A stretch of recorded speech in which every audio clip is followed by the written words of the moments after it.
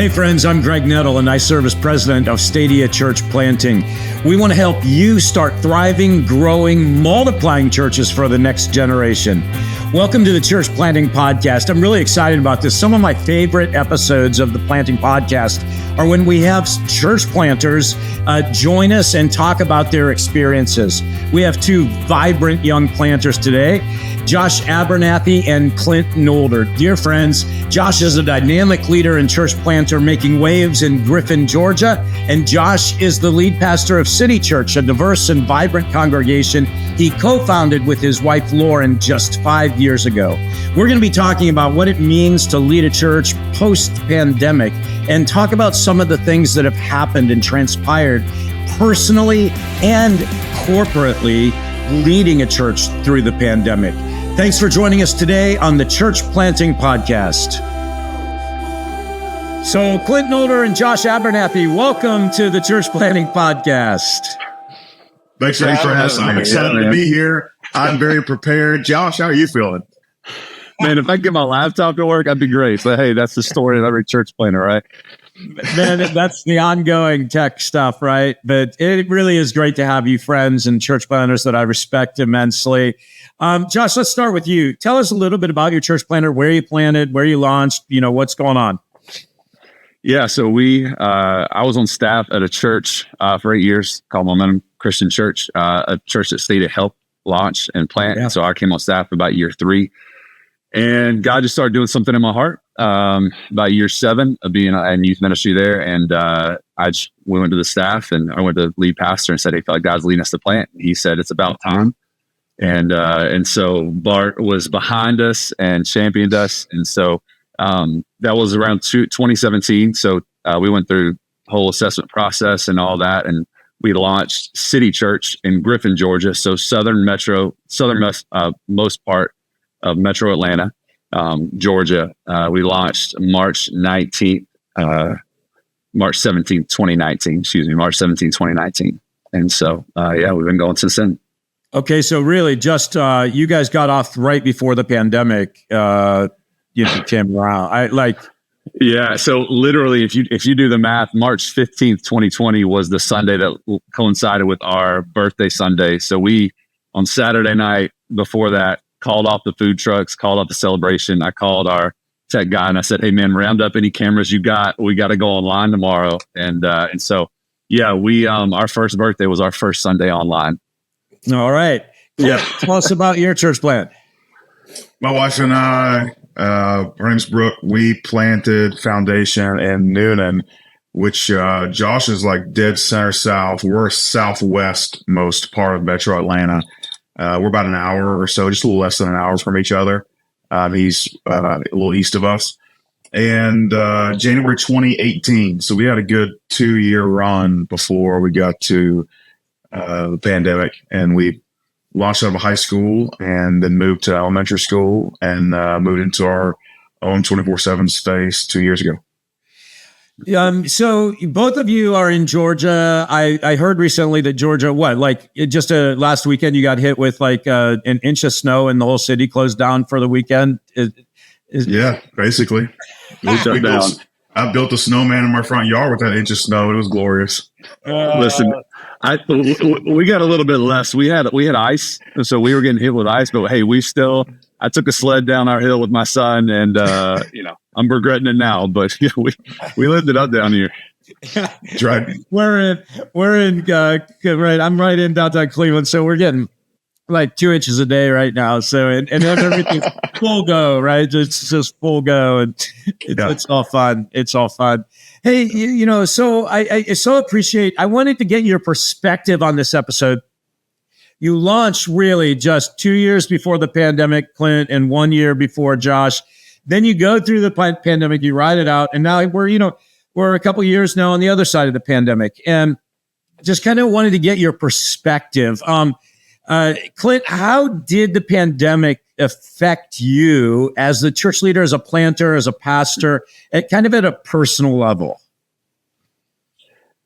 On a personal level, you're walking through the weight of the small staff that we did have at the time. And how do we make sure they're taken care of? And the immediate sign, like, hey, okay, we're going to stop doing gathering. Is there going to be any offerings? So there's some livelihood conversations that happen internally.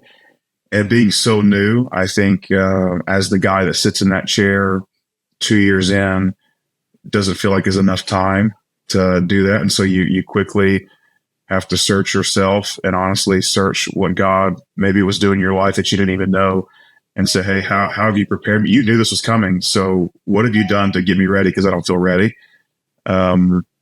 Certainly, I think faith has gotten much stronger, which you would have thought that faith was a big thing to plant a church. But then all of a sudden God says, hey, I'll just keep growing this thing, and use some of the most difficult moments to do it. So I think faith as a whole, responsibility for other people, and probably a good bit of compassion was birthed in me that would not exist had it not been there. So he definitely took and worked all things for good, I'd say.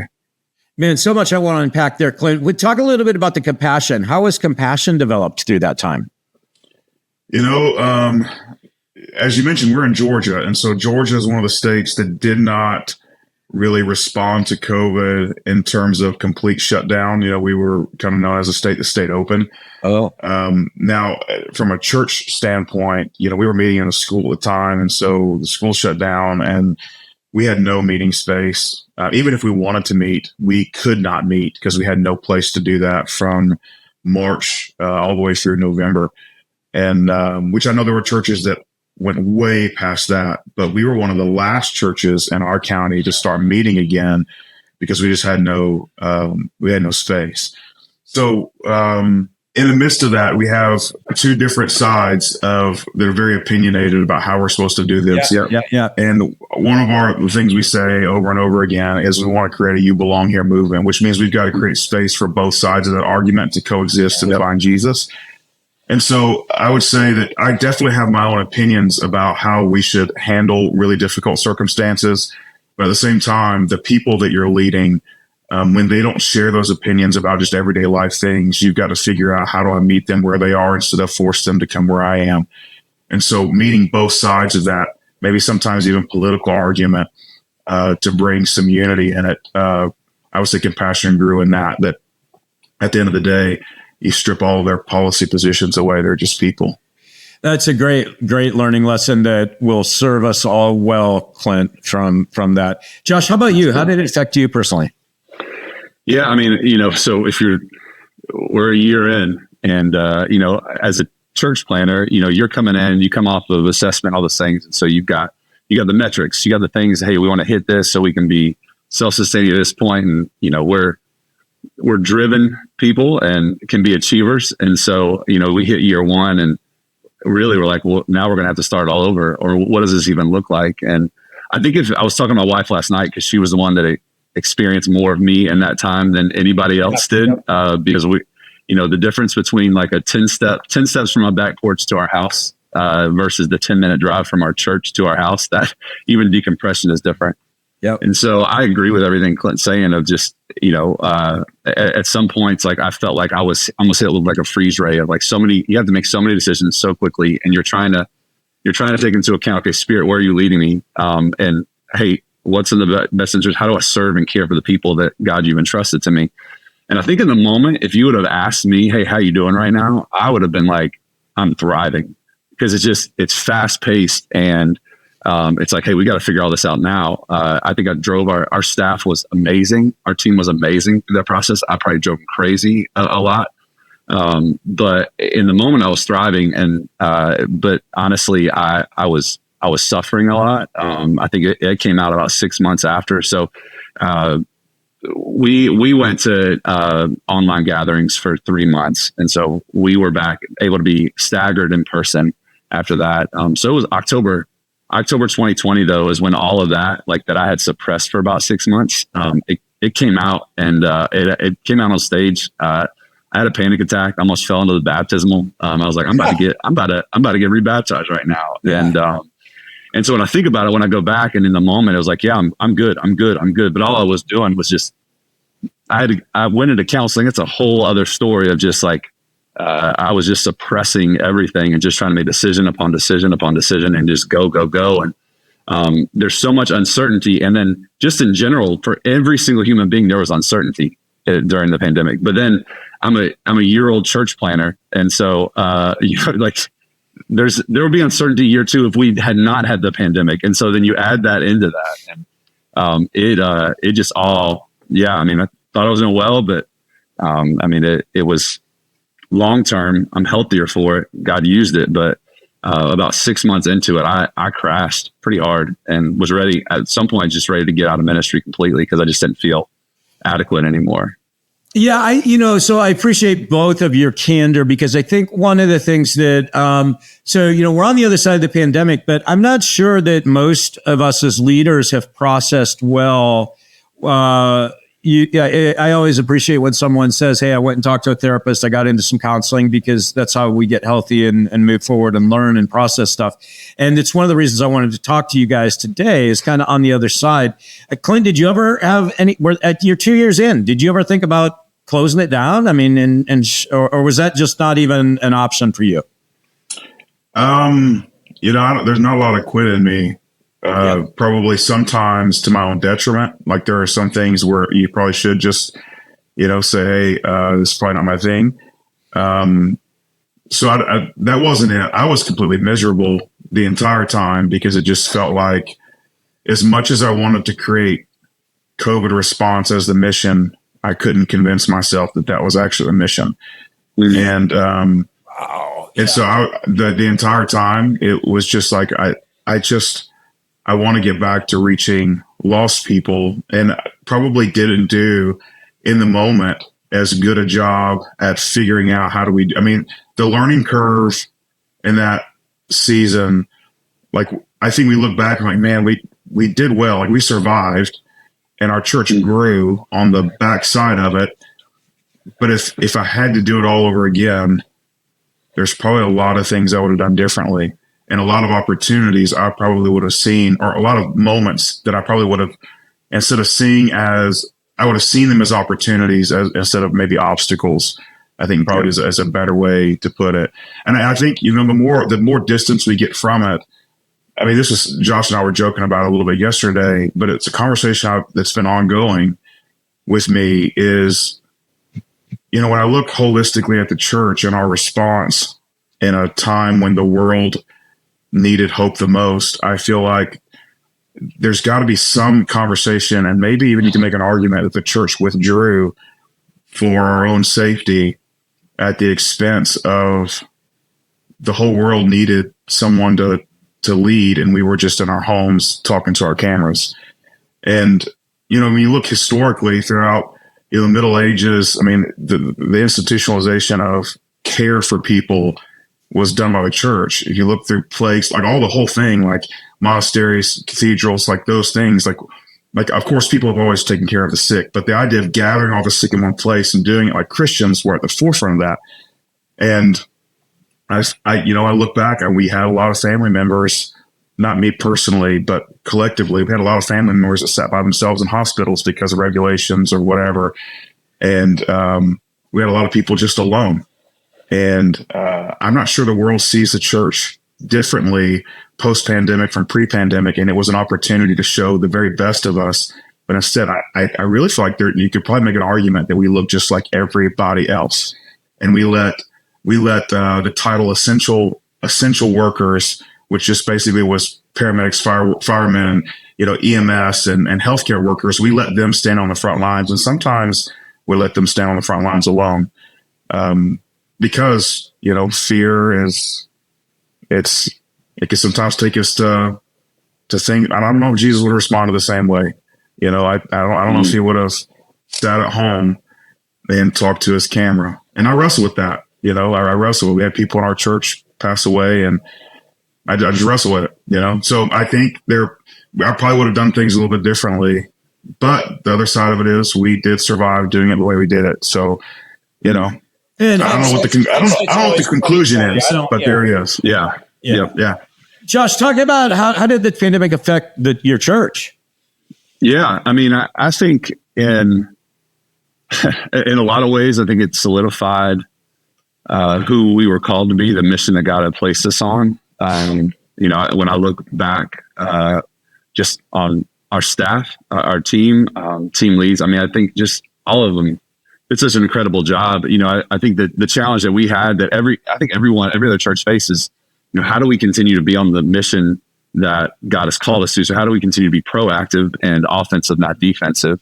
But in some ways it can't look the same. And so, we had to change up our methods, but our mission, didn't change in a lot of ways. I think long term, short term in that moment, you're trying to figure out how do we care for people? As people are getting sick, and then, when you have some people that are getting sick and then really sick, you begin to think, okay, how can we be with them and not be with them right now? Which goes back to Clint's point of, we're trying to do the best we can, but then we've got not a whole lot of data in the moment to work off of. Okay, what's the best thing? And so it created a lot of opportunities and moments within that time. I think specifically when we were online, the creativity that came out of that, I think was a gift. I go back to, we were big into throwing movies in the park. And so these, massive parties. And so our city engagement pastor was like, what if we did a movie from the park? And so we went, picked the movie and bought as many DVDs as we possibly could buy out of, we got some of the deep track DVDs, not like the Finding Nemo and stuff, and created a drive-through experience. And so we could still put a DVD and popcorn in someone's hand and connect with them that way, from a safe space. So I think it pushed our team and our people in a lot of ways. One of our values is that, so it's similar to Clint's, but our values are that we want to be for Jesus, for all people, and for our city. And so, when you think about diversity, and having some of the conversations that were also happening within the pandemic. And I think that the thing that it probably solidified the most for us, even as we came back to in person and tried to really care for everyone in that space, because I do think it was experienced by different groups of people in different ways. I think racially it was experienced differently for sure.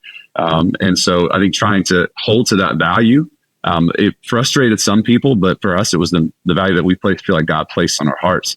And so, but also in that, trying not to be this like diversity and all this was a bandwagon battle cry.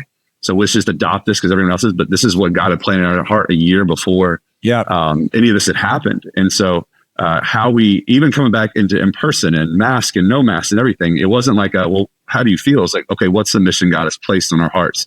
And so we're going to follow that and trust that He's going to be faithful through it. Even when we were like, we may not, our church may not be around a couple months. And so I think it reinforced that in our church. I think it caused our church and our staff and our teams to kind of lock arms and lash arms. I think it also, it opened some doors because we didn't fall back missionally.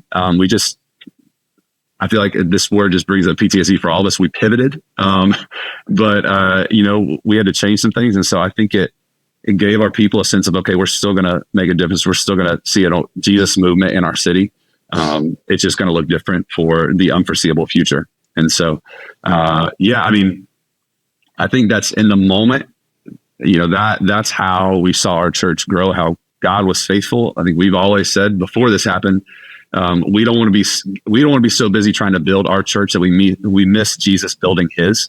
And I think there was just moments of like, all right, Jesus is going to build this thing. Like, this isn't my church. This isn't our church. This is His church. And so huge steps of faith and trusting Him in that. Outside of just being a 1-year-old church. Stuff, man. We don't want to be so busy building our church that we miss Jesus building His.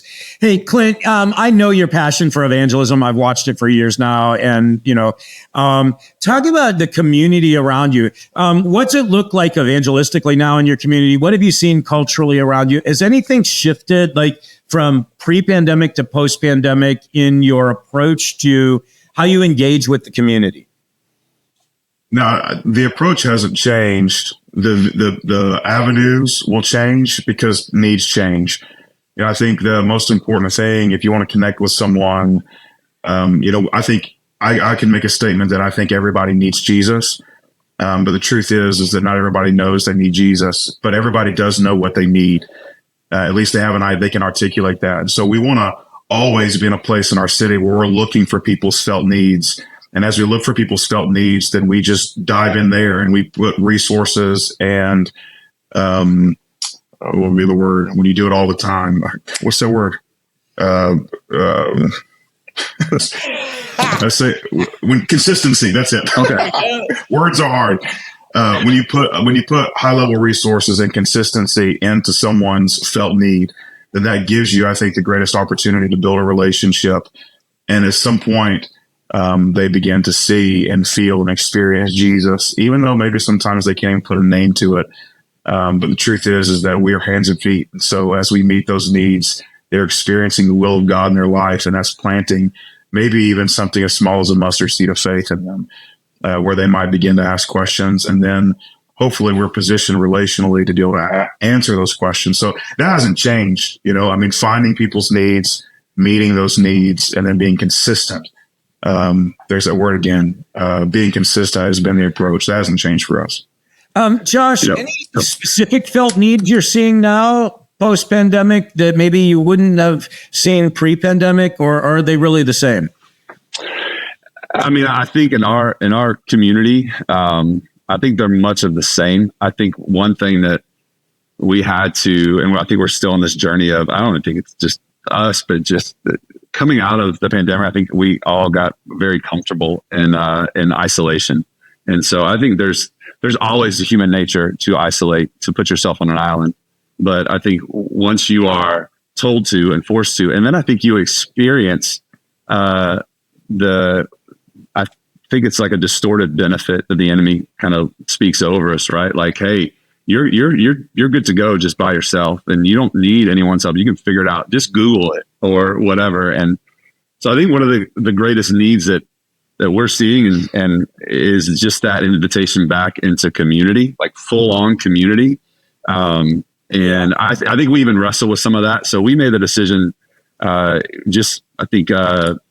approach wise, at the end of 2021, we actually stopped live streaming. And it was for multiple reasons. We're one of the very few, and I'm not saying everybody's got to do this, but I think we just kept hearing like, hey man, you make it so easy for us to roll out of bed and grab a cup of coffee and watch it. But the bigger reason was we just felt like we didn't have the resources to disciple people online the way that we really desire to. And there's a lot of churches that are doing it well, and other reasons as well. We could go into that later. But I think there's just this pull from like working remotely. And I know some do and some it's beneficial, but I do think even us as a staff, like we had to just kind of realize just the value of us being in the same room together and us being accessible so people can come to a space or a place. And we're in our new facilities in the middle of downtown, much like Clint's. And so we're here with people. And so the value of being with people, I think communicating that and doing it in a pastoral, like with a shepherd's heart of not just saying, you need this, do this, but helping people understand and walking them through like, hey, there's an invitation out of isolation. And if you are able to, then how can we help you take that gradual step into that? And it may just be come hang out outside at a movie in the park with us. And it may just be those small steps of building back community. But I think it's probably the biggest need outside of needs that are consistently, they were here beforehand as well, that we're trying to meet as well. So okay, I think you're right on the money, and I think everyone, we need to really kind of drive this home a little bit. I'm seeing it too, and I'm hearing about it across the country. Is this need for community? Clint, are you seeing that in your community as well? The need for real establishment of relationships and community, or is that still not hitting you guys as much? No, I think the pandemic magnified or expedited the loneliness epidemic. That's good. That's good. And it just kind of fast tracked it. And at the end of the day, Jesus' prayer is that we would be one. Hard to be one when we're all by ourselves.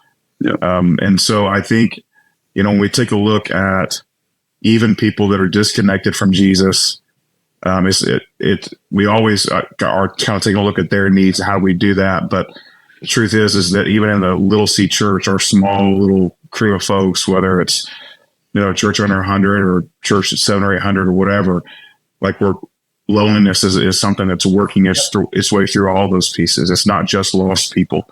And it's difficult. I mean, and I think there's a plethora of reasons and catalysts for that. Some of it is that we've gotten so great at Sunday mornings that it brings so many people in for those Sunday mornings. And that's then what they call church. And that's difficult, and we're wrestling with that. I mean, we're expanding and adding on and, trying to figure out, hey, how do you accommodate over 1,000 people? Like, those are conversations, but equally we've got to continue to have the conversation with, we can't convince or pretend that Sunday morning is church. I don't know if you probably haven't, but this hat is a reminder that the most important time is not your 1 hour a week that you spend in a gathering, but it's the 167 hours outside that you've really got to be the church. And we're starting a series on that this Sunday because it's a big deal. That the church has got to happen outside of the walls of a facility, whether it's rented or a permanent 24/7 space. And when we do that, the loneliness thing, we'll start pushing back on it in a significant way. But that's the only way, though. We're not going to build life-changing relationships on a Sunday morning. And honestly, we're not going to teach people to worship on a Sunday morning. Yep. And we're not going to disciple people on a Sunday morning. The only thing we're going to do is send people from a Sunday morning. Oh. And if we can focus on that, then I think we've got a really good shot at combating what the enemy is using as his number one leverage tool, which is this loneliness thing. I think. Go, Josh. Go. So I agree. I think one of the things that we are praying through, working through now, and I think wrestling with is as we continue to grow and just as God just continues to build in His church, how do we fight that inclination to be? And this is I got this from somewhere. I didn't come up with this, but how do we fight that inclination to be a cruise ship that just accommodates the people that are there? And how do we become an aircraft carrier where their whole reason for existence is to equip the planes to be sent out? So we think less about seating capacity and more about sending capacity. And so it is speaking to, hey, how do we create opportunities for community, but also, like Clint said, how do you equip the people that God entrusts to us to actually go out and be the fighter jet that is being sent from the aircraft carrier instead of just coming in and saying, okay, how can you accommodate me? You guys, I am just thoroughly loving what you're doing, loving the attitude that you have, going through a difficult time. What did we learn and how's God's changing our heart? And still your passion to reach people. But this is what I'm hearing from you, not just to reach them, but to disciple them and care for them deeply. So thank you for your hearts in that. Josh, Clint, thank you for joining us on the Church Planting Podcast. Thanks for having us. Thanks for listening to the Church Planting Podcast. The Church Planting Podcast is part of the Stadia Podcast Network. To find more great episodes and to see how Stadia can help you start thriving, growing, multiplying churches for the next generation, be sure to check out stadia.org/podcasts.